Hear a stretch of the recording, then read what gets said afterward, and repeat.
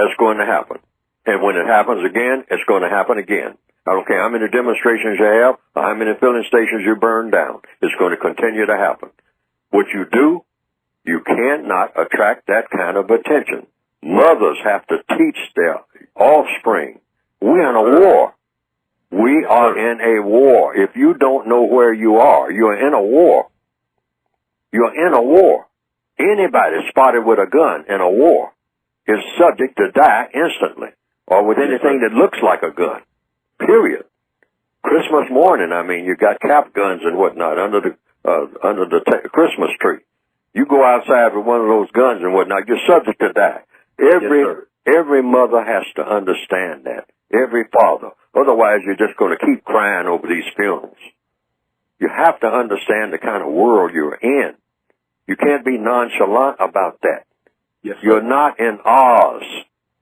You're in a hostile world. You're surrounded by hostility. You always wake up every morning knowing that you're in a war. That's the first order of business. We're not in peacetime. There's no such thing as that. We're in the middle of a war that never has been stopped. Mm-hmm. There's no such thing as peace being declared. People declare peace, but I'm talking about in a functional sense.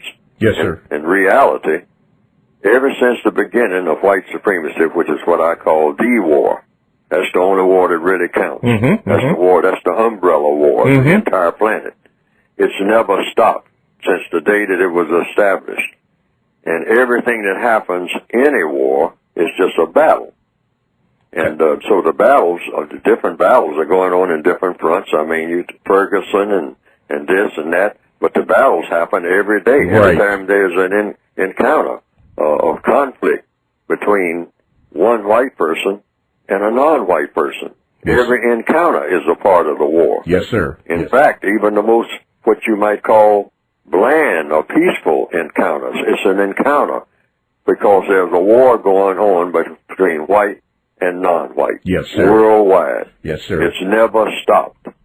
Never. I mean, and people say, well, I work with white people every day. We get along fine and all like that. You're in a war, whether you know it or not, because the white supremacists who are running everything have never said that we are declaring a peace. We are continuing the system of white supremacy.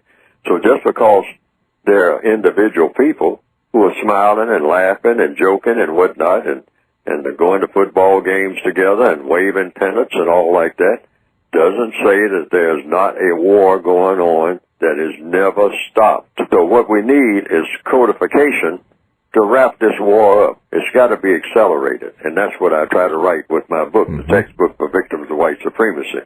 We have to accelerate the pace in ridding the world of racism and replacing it with a world of justice.